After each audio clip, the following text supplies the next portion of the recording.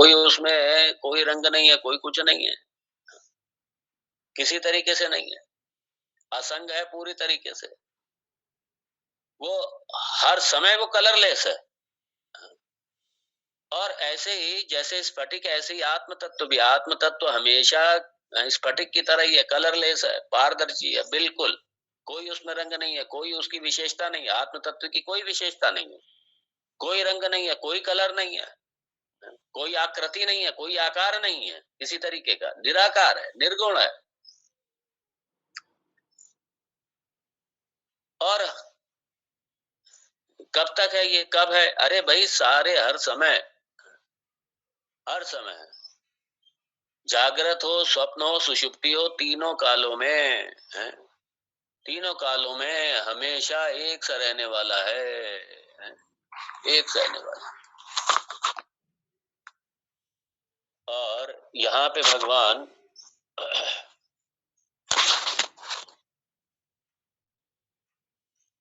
और इसलिए भगवान ने कहा असंगः रूपः अयम अजः, अजः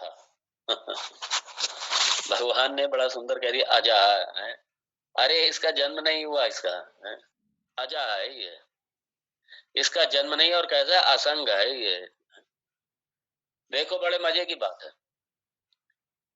ये आत्म तत्व या परमात्म तत्व हर काल में रहने वाला है। कोई ऐसा काल नहीं है जब इसका बाद हो जाएगा, हर काल में रहने वाला है, नित्य वस्तु है ये। और दुनिया का कोई पदार्थ इसके बिना है ही नहीं, कोई भी दुनिया का एक भी कण इसके बिना नहीं है। और सही बात तो है कि यही है, दूसरा कुछ है ही भी नहीं, लेकिन हमें दिखाई नहीं देता। हाँ, हमें दिखाई नहीं देता, इसलिए भगवान ये दृष्टि दे रहे हैं ना, इसलिए भगवान ये ज्ञान ही तो दे रहे हैं। और कह दिया असंगः, जैसे स्फटिक को किसी के साथ में भी जोड़ दीजिए आप, वो वैसा भासने लगेगा। ऐसे ही आत्म तत्व ये शरीर त्रय के साथ में, शरीर त्रय के साथ में हमने इसको जोड़ के रख लिया, और इसीलिए हमारी सारी समस्याएं हो गई। यहाँ भगवान पृथक्करण कर रहे हैं, पृथक कर रहे हैं इस शरीर को, पंचकोश को, शरीर त्रय को आत्म तत्व से बिल्कुल पृथक कर रहे हैं। ये विवेचना हो रही है यहाँ पे। और भगवान ने कह दिया ये इतना आसान नहीं है, इसलिए कह दिया परितः। आखिरी दूसरी लाइन देखिए, अंतिम शब्द, हाँ, परितः विचारिते। परितः मतलब भगवान ने साहब कहते बहुत अच्छी तरीके से इंक्वायरी करनी पड़ेगी, बहुत अच्छी तरीके से इस पर विश्लेषण करना पड़ेगा, समझना पड़ेगा, बोध करना पड़ेगा, और इतना आसान नहीं है ये। परितः मतलब बहुत अच्छी तरीके से, जिसे कहते हैं थारो इंक्वायरी। जब तक पूरी तरीके से अज्ञान का नाश ना हो जाए, खाली अज्ञान का नाश नहीं, संघ का नाश भी होना चाहिए। अज्ञान की वजह से ही सारे गलतियां होती हैं, इसलिए खाली अज्ञान नाश हो गया। इंटेलेक्चुअल, मैं कई बार कह चुका हूं कि खाली इंटेलेक्चुअल लेवल पे समझना मात्र पर्याप्त नहीं है, वो तो आपकी पहली सीढ़ी हो गई। वहां से आप दृष्टिकोण तक जाएंगे, एटीट्यूड तक जाएंगे, आपको 5 स्टेप और चढ़ना पड़ेगा, तब जाकर के ये। इसलिए ये एटीट्यूड तो 5वें स्टेप आता है। जो लोग कहते हैं एटीट्यूड रखो, अपना पॉजिटिव एटीट्यूड रखो, अपना फलाना रखो, ये रखो, अरे एटीट्यूड तक पहुंचने के लिए पहले लर्निंग से शुरू होगी, लर्निंग के बाद में अंडरस्टैंडिंग आएगी, अंडरस्टैंडिंग के बाद में फिर एसिमिलेशन आएगा, उसके बाद में हैबिट बनेगी, उसके बाद में नेचर बनेगा, उसके बाद में जाकर के वो नेचर मतलब स्वभाव बनेगा, स्वभाव के बाद में फिर जाकर के एटीट्यूड आएगा जाकर के। ऐसे थोड़ी एटीट्यूड आ जाता है।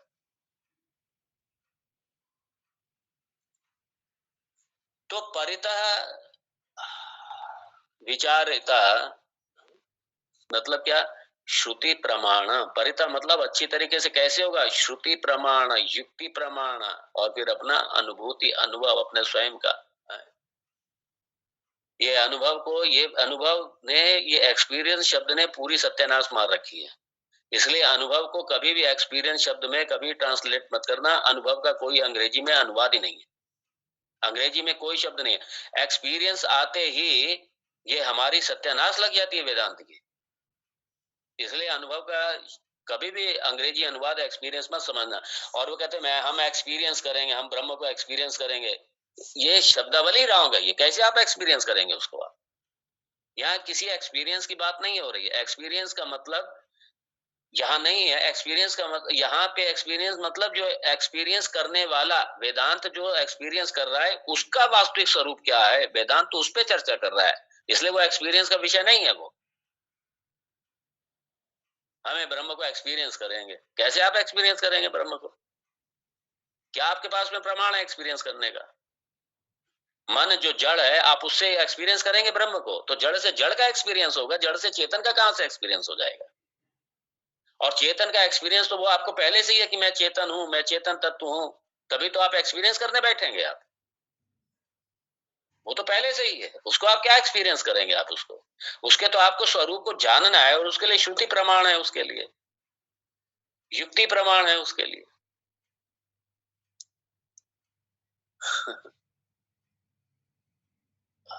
इसलिए बहुत बड़ी मिस्टेक होती है।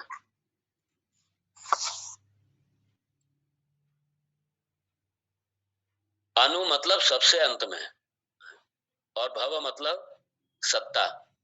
जो सबसे अंत में अंतिम सत्ता है उसे अनुभव कहते हैं। ये बैठ करके जैसे हम कोई एक्सपीरियंस करते हैं, हम किसी टेस्ट को एक्सपीरियंस कर रहे हैं, ऐसे हम ब्रह्म को भी एक्सपीरियंस करेंगे।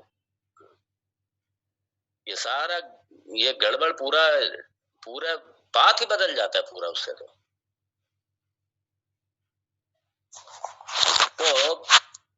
इसलिए ये भगवान के शब्द हैं। एक एक शब्द को पकड़ो भगवान के। परिता विचारित है, यह इतना आसान नहीं है। भगवान कह रहे हैं परिता मतलब यही है। परिता मतलब ठारो बहुत अच्छी तरीके से। और कैसे? वही जो इसकी प्रक्रिया है, श्रवण मनन व्यासन, गुरु के मुख से श्रवण करो अच्छी तरीके से।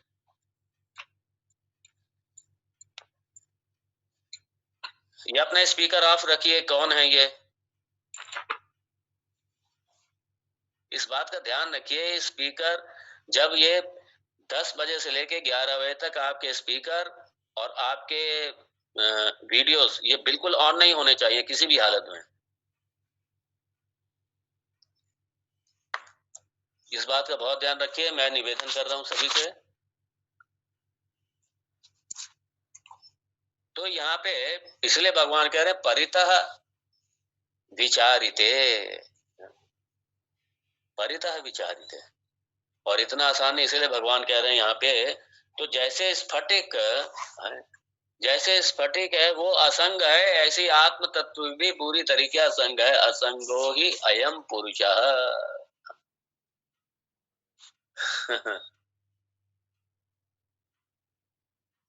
तो दृश्य गुणा द्रष्टु न भवंती। जो दृश्य गुणा है, जो सामने जो मेरे ये सारे, मैं इतने गुणों को, इतने कलर्स को, इतना सब नाम रूपों को देख रहा हूं, ये द्रष्टु न भवंती, ये देखने वाले के नहीं होते हैं ये।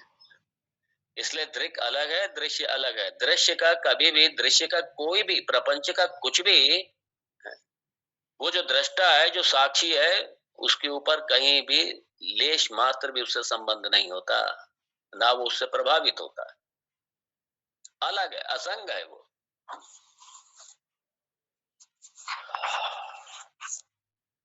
और यहाँ ये जो अनात्म तत्व है, ये सारा शरीर त्रय पंचकोश, ये सारा अनात्म तत्व है।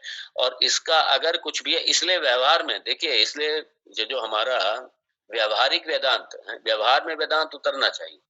इसलिए अगर मैं व्यवहार में डिस्टर्ब हो रहा हूँ, मैं व्यवहार में किसी तरीके से मैं विचलित हो रहा हूँ, तो सीधा आप अपनी उपाधि पे आइए, आप अवलोकन कीजिए। सुख अवस्था आई चली गई, दुख अवस्था आई चली गई। मैं सुख का भी साक्षी हूं, मैं दुख का भी साक्षी हूं। दुख नहीं था तब भी मैं था, सुख नहीं था तब भी मैं था। सुख आया मैं हूं, सुख चला गया मैं हूं। दुख आया मैं हूं, दुख नहीं था तब भी मैं हूं, दुख चला गया तब भी मैं हूं। ये सारी मन की वृत्तियां हैं, ये सारी। अभी अगले श्लोक में भगवान आगे और इसको क्लियर करेंगे। ये सारी वृत्तियां मन की, ये मन की अवस्थाएं हैं, सब मन की अवस्थाओं का मैं साक्षी हूं। मैं असंग हूं पूरी तरीके से। ये मन की अवस्थाएं हैं सब। मैं दुखी हूं, मैं सुखी हूं, मेरा ये नुकसान हो गया, मेरा वो नुकसान हो गया। ये सारी भावनात्मक जितना उलझन है भावनात्मक, मैं इन सब का साक्षी हूं। असंग हूं मैं पूरी तरीके से। इसलिए विज्ञानमय कोश, मनोमय कोश, आनंदमय कोश, और ये आनंद विभिन्न विभिन्न तरीके की वृत्तियां उठने वाली, सुखमय वृत्तियां उठने वाली मन की, इनका मैं साक्षी हूं। मैं इनका स्थूल शरीर की अवस्थाओं का मैं साक्षी हूं। मैं असंग हूं पूरी तरीके से। क्रिस्टल क्लियर की तरह असंग हूं मैं पूरी तरीके से। इसलिए भगवान यहाँ पे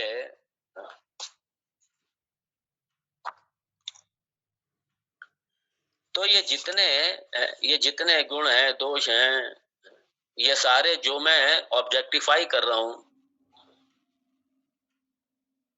जो मैं अब यहाँ पे थोड़ा मैं एक्सपीरियंस शब्द, मतलब जो मैं एक्सपीरियंस, मतलब जो देख रहा हूं, मैं जो अनुभव कर रहा हूँ, यहाँ पे एक्सपीरियंस ही रखूं मैं तो ज्यादा अच्छा। जो मैं एक्सपीरियंस कर रहा हूँ सबको, तो जो एक्सपीरियंस मैं कर रहा हूँ वो सारा एक्सपीरियंस्ड ऑब्जेक्ट के साथ में एक्सपीरियंस कर रहा हूँ मैं।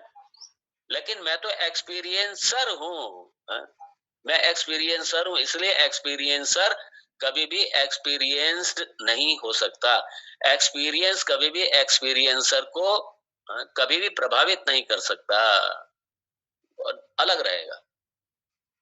सब्जेक्ट हमेशा सब्जेक्ट रहेगा, ऑब्जेक्ट ऑब्जेक्ट रहेगा। ऑब्जेक्ट कभी सब्जेक्ट नहीं हो सकते। ऑब्जेक्ट का गुण दोष कभी सब्जेक्ट में नहीं हो सकते। ऑब्जेक्ट के गुण दोष ऑब्जेक्ट में रहेंगे। और ये सारा संसार, ये मेरा मन बुद्धि भी, ये भी एक ऑब्जेक्टिव वर्ल्ड में आता है। मेरा मन बुद्धि भी ऑब्जेक्ट में आता है, ये भी एक ऑब्जेक्ट है। ये भी जैसे जगत की और वस्तु है, वैसे मेरा मन और बुद्धि भी मेरा वस्तु है। इसलिए असंग हूं मैं पूरी तरीके से। और भगवान जैसे मैंने ऊपर निगाह उठाई, आकाश देखा, आकाश नीला दिखाई दिया, मैं नीला नहीं हो जाऊंगा, आकाश नीला रहे। तो जब अब मैं नीला नहीं हो गया, मैं आकाशवत नहीं हो गया, तो फिर मैं मनवत कैसे हो जाता हूं? ये यहाँ पे चित्त जड़ ग्रंथि बहुत स्ट्रांग हो जाती है अपने अपनी देह में, अपने सूक्ष्म शरीर में। जैसे मैं आकाश को देख रहा हूं वस्तु रूप से, ऐसा मेरा मन भी एक वस्तु रूप से है। लेकिन मैं मन की जो अवस्थाएं आती हैं तो मैं एकदम विचलित हो जाता हूँ, क्योंकि वो तादाद में बहुत गहरा, बहुत ज्यादा गहरा तादाद में। तो मैं मन को भी क्या एक आकाश की तरह देख रहा हूँ, क्या मैं बुद्धि को भी आकाश की तरह देख रहा हूँ, क्या मैं? इसलिए यहाँ पे जो भगवान ने जो पंचकोश लिया है, ये बहुत सूक्ष्म स्तर पे बुद्धि के विकार, मन के विकार, क्या मैं इसको अपने अपने से अलग देख रहा हूँ क्या मैं? यहाँ पे इसलिए अपने व्यवहार में बहुत सजग होकर के जीना पड़ेगा। व्यवहार में बहुत सजगता के साथ में। इसलिए पंचकोश का जो विवेक चल रहा है, जो प्रक्रिया चल रही है, ये जो पृथकीकरण है, ये जो पृथक किया जा रहा है, ये मेरा व्यवहार में भी पृथक होना चाहिए। मेरे आचरण में, मेरे व्यवहार में, मेरी बातचीत में ये पृथक होना चाहिए। बड़ी सजगता पूर्वक, बहुत सजगता पूर्वक। इसलिए वेदांत विचार को, हाँ, वेदांत विचार को जीना है, वेदांत विचार को आचरण में लाना है। ये आचरण में लाना है, जीना है। इसलिए खाली सीख लिया, समझ लिया, कुछ नहीं होगा इससे। तो वेदांत मेरा मेरे आचरण में, मेरे व्यवहार में आना चाहिए, मेरा स्वभाव में आना चाहिए, मेरे हर कर्म में मेरा आना चाहिए। सजगता पूर्वक ये ज्ञान मेरे परिलक्षित होना चाहिए मेरे जीवन में। इसके लिए ये प्रक्रिया भगवान ने ली है, क्योंकि ये चित्त जड़ ग्रंथि बहुत गहरी होती है ये, और अनादिकाल से चली आ रही है। और यहाँ इसको तोड़ना, इसी पे भगवान प्रहार कर रहे हैं। तो जब प्रहार कर रहे हैं भगवान, तो हमें भी अपने ऊपर ये प्रहार करना है। इस ग्रंथि को ज्ञान रूपी हथौड़े से तोड़ना है। अपने वास्तविक अपने सत्य ज्ञान का, सच्चित आनंद का, अपने स्वरूप ज्ञान